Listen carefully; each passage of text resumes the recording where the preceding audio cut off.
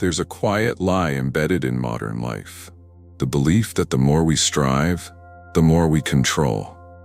From childhood, we are trained to pursue, to push, to wrestle the future into existence with sheer force. And somewhere along the way, that striving becomes our identity. We equate motion with meaning. We confuse anxiety for ambition. But what if everything we've been taught about how to make life happen is backwards? What if the real key to transformation is not in chasing, but in becoming still? Most people approach manifestation like a transaction. Visualize, affirm, hustle, repeat. We turn spirituality into performance, measuring our worth by what shows up and how fast. But true manifesting doesn't come from a frantic will. It comes from resonance. You do not receive what you want, you receive what you are. And most of us are unknowingly radiating frequencies of fear, lack, and doubt, even while repeating mantras of abundance. That's the heart of the illusion. You believe you're manifesting from power, but you're really manifesting from panic. You think, if I just stay positive, the universe will reward me. But beneath the surface, there's tension, proving, needing. That vibration is what the universe responds to, not the words, but the energy underneath them. It's like yelling into a canyon and expecting a different echo than what you sent. Your external world is not a reward system. It's a reflection system. It doesn't listen to your dreams. It listens to your frequency. And if your frequency is tightly wound around control, urgency, and fear, then no matter what you visualize, what returns to you will mirror that tension. This is why effort alone doesn't work. Not because hard work is bad, but because misaligned effort is deafening. It drowns out the still whisper of truth that could guide you into flow. True alignment doesn't require you to shout louder. It asks you to get quiet enough to hear. It's in that quiet that your energy shifts from trying to becoming. The irony is, the more you let go of needing to control, the more control you gain. Because your external reality begins to reflect your internal spaciousness. Think of it like this. Imagine trying to navigate a boat by splashing around in the water instead of adjusting the sail. Splashing looks busy, it might feel productive, but the sail, your internal alignment, is what actually moves you. When you fix the sail, the wind does the work. So ask yourself, where in your life are you still splashing, hoping the water will listen? Where are you trying to manifest a future with a mind full of noise and a heart clenched in tension? Where have you equated control with safety? There is a moment, quiet but seismic, when you realize that peace is not the result of having everything you want. It is the beginning, the soil, the tuning fork. It is the field from which all miracles are born. The more you chase life from a place of inner chaos, the more life slips through your hands like water. But when you become calm anchored, aware, you become magnetic. The right things find you, the wrong things dissolve, and the path clears, not because you pushed, but because you aligned. You begin to understand, the universe doesn't respond to your plans. It responds to your presence. If you've ever stared at a clock, willing time to move faster, you've experienced the futility of forced attention. Ironically, the more you stare, the slower it seems to go.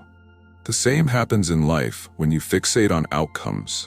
You don't bend reality by obsessing. You bend it by observing with calm awareness. This is the doorway into what quantum philosophy calls the observer effect. But we're not going to dive into formulas and particle physics. Let's talk about it in terms of your own mind, your own energy. Every thought you hold, every emotional pattern you recycle, sends out a signal, subtle but persistent, into the field around you. That field, whether you call it the universe, the matrix, or divine intelligence, doesn't just hear what you think. It responds to the coherence between your thoughts and your feelings. It listens to what you believe you deserve. It tunes itself to what you expect, not just what you hope for. So if your mind says, "I'm abundant," but your body flinches with fear at the thought of spending money, the signal is scrambled. You're sending two conflicting instructions into the field. And what happens in the quantum world when a signal is inconsistent? Entropy, delay, static. That's why you can do everything right on the surface, vision boards, affirmations, rituals, and still feel like nothing is moving, because the energy behind your actions is not aligned. This is where inner observation becomes sacred. Not judgment, not critique. Observation. What am I really feeling when I say I want this? Am I asking from fullness or lack?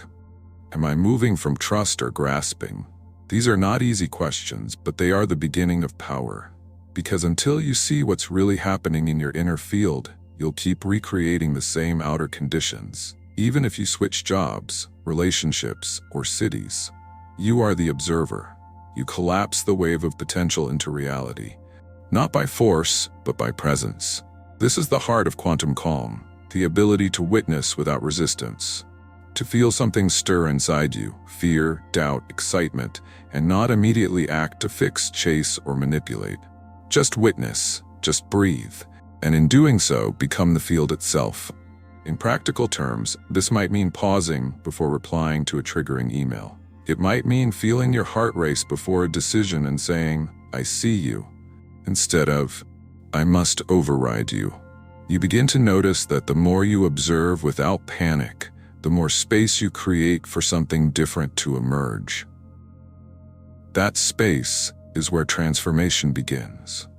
I once met a woman who told me her life changed the day she stopped trying to be inspiring and started being honest. She said, "I used to manifest from a place of needing to prove I was okay, that I had it all together. But underneath was this deep ache, an unspoken belief that I was not enough unless something big happened. One day, I just sat with that. I stopped fixing it. I just listened." Her voice cracked as she spoke, but there was peace in her face. That moment of witnessing myself with no agenda, she said, was when everything shifted. Not immediately, but inevitably. Quantum presence isn't about speed, it's about precision. You get clear, you get congruent, and then what's meant for you begins to form. Not because you chased it, but because your field finally allowed it in. You became a match, a witness, a mirror. So now ask yourself, what emotional frequency are you sending out even when your mouth is saying all the right things? Are you observing your life with love, or are you watching through the lens of lack? When something doesn't go your way, do you collapse into panic, or lean in with curiosity? These questions are not to shame, but to awaken. Because once you become the observer with compassion, you stop reacting. And once you stop reacting, you start aligning. Stillness. The word itself often conjures up images of doing nothing, of passivity, stagnation, or even boredom. But in the deeper language of energy, stillness is anything but empty. It is a power so dense, so focused, that it creates without strain. It doesn't react, it responds. It doesn't rush, it radiates. This is the paradox we're rarely taught, that the most magnetic people, the ones who draw in opportunity and clarity and connection, aren't the ones who shout the loudest or run the fastest. They are the ones who know how to be still in the presence of the unknown. You've probably met someone like this. They walk into a room and somehow everyone notices, not because they demand attention, but because they don't. Their energy is not loud, but it's grounded, centered, at ease. That's the frequency of creation. When you're calm, not performative calm, but true inner coherence, you're in tune with the very intelligence that forms galaxies. Consider nature. The seed does not rush to bloom. The tide does not beg the moon to move. The tree does not fear the wind, and yet everything unfolds with exquisite timing. Why? Because nature trusts. Nature knows that force disrupts flow, and you too are nature. Your power does not lie in the chaos of doing. It lives in the calm of becoming. This doesn't mean you stop taking action. It means your action is inspired, not panicked. It's the difference between planting a seed and yelling at it to grow versus nurturing it with light, space, and water. That's the stillness I'm talking about. Not apathy, but attunement. You are tuned to the moment, You respond from presence, not programming. I once worked with a man who spent years building a business out of fear. He did everything the experts said. Wake at 5, grind all day, post relentlessly, network endlessly. But inside, he was fraying. Relationships suffered, health declined, and no matter how much money came in, it never felt like enough. Then life intervened, a health scare that forced him to stop everything. In that stillness, something strange happened. He began to hear himself again. I realized, he told me, that I was building a life I didn't even want. I was addicted to momentum because I was terrified of silence. He shifted his focus, let go of strategies that drained him, built a simpler, quieter structure for his work. Within a year, not only did his income grow, but he was sleeping better, laughing more, and, most importantly, feeling like himself. This is the creative power of calm. Not inaction, but intentional action. Not withdrawing from life, but showing up with presence so steady that life recognizes itself in you. When you are still, you become a tuning fork, and what is meant for you begins to harmonize. Ask yourself, what part of you still equates stillness with weakness? Where have you been taught that if you're not constantly doing, you're falling behind? Can you allow yourself to move through life like the tide, steady, powerful, and effortless in its rhythm? There is a reason why your greatest ideas arrive in the shower, or on a walk, or in moments of solitude. It's because your nervous system has quieted enough for clarity to emerge. You're not manifesting by doing more.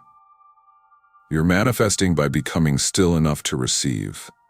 Stillness is not about stopping, it's about returning.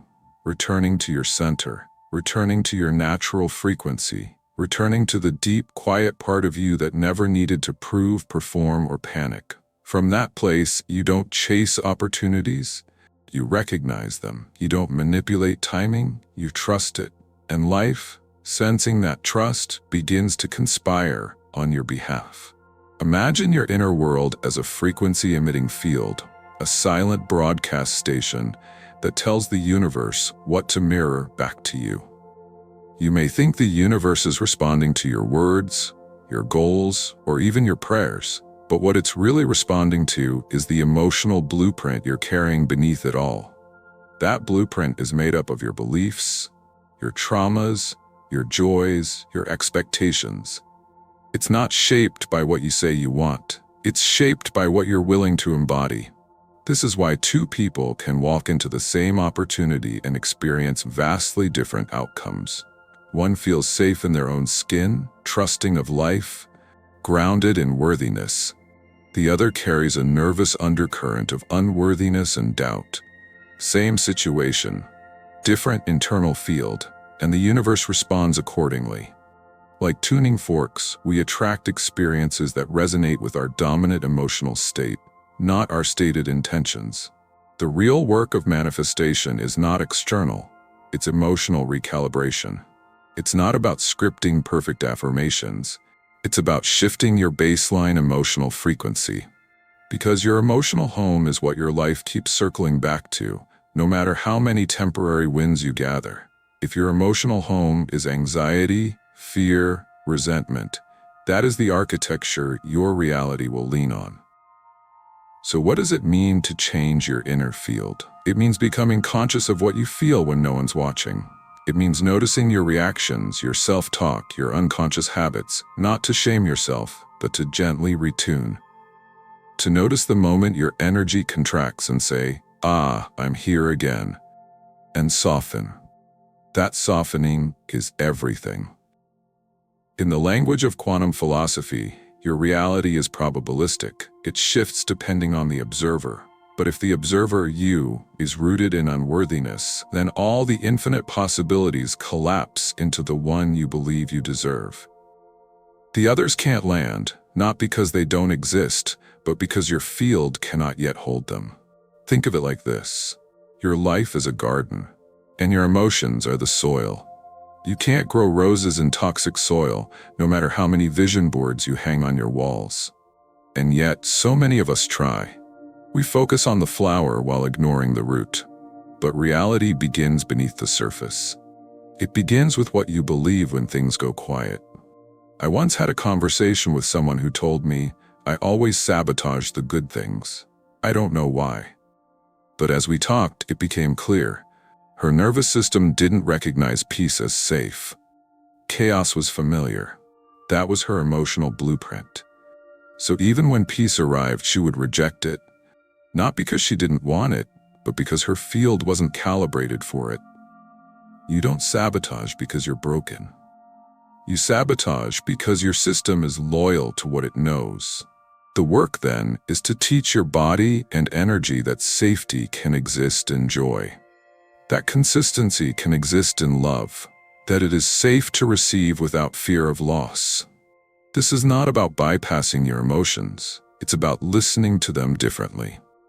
It's about realizing that every emotional spike, jealousy, anger, anxiety, is a frequency flare pointing you to where you're still out of tune with the life you desire. Not to judge, to adjust, to become more whole. So ask yourself, what emotional home are you living in? What feelings do you return to most often, even in silence? And more importantly, are those emotions aligned with the life you say you want to live? If not, can you begin to retune, not perfectly, but gently? Can you begin to build a field that welcomes the future instead of bracing against it? Because the truth is, you don't attract what you chase. You attract what you're ready to hold. Mastery often whispers where ego used to shout. If the earlier parts of this journey have guided you toward awareness, stillness, and emotional tuning, then this final step is about what happens when those elements become your new normal. When calm becomes your default. When peace is no longer a practice, but a posture. This is where manifestation shifts from an act to a state. It's no longer something you do, it's who you are. Peaceful alignment is not the absence of desire. It's the presence of deep trust. You no longer beg the universe for outcomes. You no longer attach to timelines. You simply walk as someone who already belongs. Your life stops being a chase and starts becoming a gentle unfolding. The field around you recognizes this quiet authority. Things begin to click. People show up. Doors open. But not because you forced them. It's because you finally stopped blocking them with doubt. This is the frequency of certainty, not the loud certainty of arrogance, but the silent certainty of self. The type of presence that doesn't need to control outcomes because it understands that alignment is the outcome. It is the knowing that what's meant for you is already in motion, already seeking you, already being shaped by your willingness to receive. There is a sacred space where your frequency speaks louder than your words. You become a transmitter of coherence. And coherence, emotional, energetic, spiritual, is what draws your reality into harmony. This is not mystical thinking. It is embodied awareness. It is a nervous system that no longer lives in hypervigilance but in grounded trust. You might still have goals, but they don't own you. You might still experience contrast, but you don't collapse. You remain calm. Not because you're numb, but because you're tuned. The drama of misalignment becomes so recognizable that you no longer entertain it. You move with clarity, compassion, and sovereignty. You become less reactive and more responsive. Less controlling, more allowing. I once knew someone who called this their glide phase. They said, I stopped running toward things and started gliding. It's not lazy, it's lucid. It's me knowing that the more I am myself, the more life bends around that truth. And indeed, life did. They became a magnet, not just for success, but for meaningful success. The kind that actually felt like home. So ask yourself now, at the close of this reflection, where in your life are you still trying to earn what is already yours? Where are you waiting for permission to rest in your own becoming? What would happen if you let go of proving and began walking as if your frequency had already done the work? You are not here to perform worthiness. You are here to remember it. You are not here to manifest out of fear of missing out. You are here to embody the truth that nothing meant for you will pass you by. Not because you chased it, but because you made room for it. This is the real secret. Manifestation is not about reaching, it's about receiving. And receiving is a skill rooted in peace. You have always had the power, but power without presence is just noise. Now you return to yourself. You return to the hum of calm certainty that lives beneath all striving. And from there, quietly and completely, you begin to glow. So here you are, standing not at the end, but at the beginning of a quieter revolution. The one where you stop looking outward for the signal that it's time to receive and start creating that signal from within. You've seen how reality listens not to your words, but to your energy. You've remembered that stillness is not emptiness, but power. You've begun the sacred shift from effort to alignment. Let this truth settle deep. Your presence is your greatest currency. When you move from peace, the world moves with you. When you stop clinging to control, clarity finds you. And when you embody the life you desire, not as a fantasy but as a frequency, you become the doorway through which miracles walk. Now, I invite you to carry this awareness into your everyday moments. Notice where your energy contracts. Celebrate where it expands. Let this be the season where your inner field becomes so coherent, so calm, so alive with trust that life can't help but respond. If this journey resonated with you, share your reflection in the comments. Subscribe for more paths into presence, and let's keep unfolding this conversation together from the inside out.